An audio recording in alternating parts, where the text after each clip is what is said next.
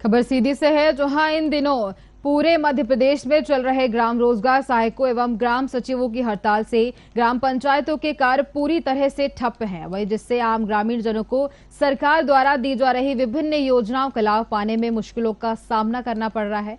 वहीं हड़ताल से कई आधारभूत योजनाएं पूरी तरह से ध्वस्त हो चुकी हैं, जिनमें प्रमुख रूप से अंत्येष्टि सहायता राशि योजना, वृद्ध पेंशन योजना, आवास मजदूरी, मनरेगा मजदूरी जैसे कार्य रुके हुए हैं। वहीं क्षेत्र के सीईओ का इस मुद्दे पर क्या कहना है, देखिए रिपोर्ट।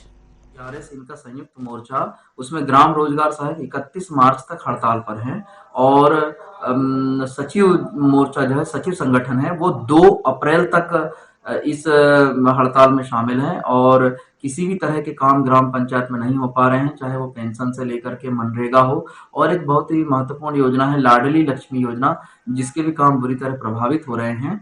और जहां तक आपने उनकी मांगों के विषय में पूछा है, तो सचिव संघ की अलग मांगे हैं, ग्राम रोजगार सहायकों की अलग मांगे हैं। उसमें नियमितीकरण की बात कही गई है, उनका जो वेतन है वो वो बढ़ाए जाने की बात की गई है। उनको जो मानदेय प्राप्त होता है, जैसे ग्राम रोजगार सहायक 9,000 रुपए में काम करता है, क्योंकि बहुत सारी जिम्मेदारियां उसको देखनी होती हैं, तो उस लिहाज से वाकई कम तो दिखाई देता है, जिस पर ध्यान दिया जाना चाहिए।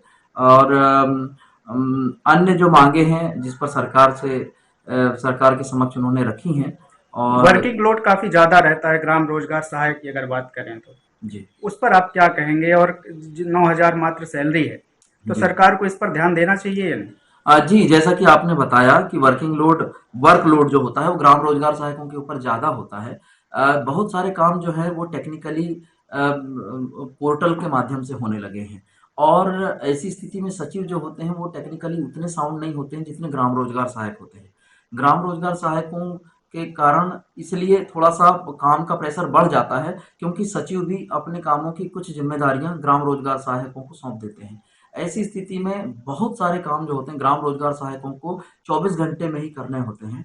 ऐसी स्थिति में उनके वर्कलोड को देखते हुए मुझे लगता है तो कि लगभग लगभग उनकी मांगे जायज लग रही हैं। हाँ जी, उनकी कुछ मांगे जायज हैं। जैसे मुझे लगता है कि 9,000 रुपए उनको प्रति माह दिया जाना, अम, इसमें बढ़ोतरी होनी चाहिए, ऐसी और मेरी ग्राम सोच है। पंचायतों के कार्य काफी ज्यादा प्रभावित हो रहे हैं, क्योंकि अब जैसा जैसा मैं अभी देख पा रहा हूँ कि मनरेगा में मास्टर रोल जारी नहीं हो पा रहे हैं, समय पर मजदूरी का भुगतान हो पाना मुश्किल हो गया है, आवास के काम जियो टैगिंग रुक गई है, लाडली बहना योजना का हमारा शेड्यूल तो जारी हो गया है, लेकिन कोई भी ग्राम रोजगार सहायक और सचिव काम करने के लिए तैयार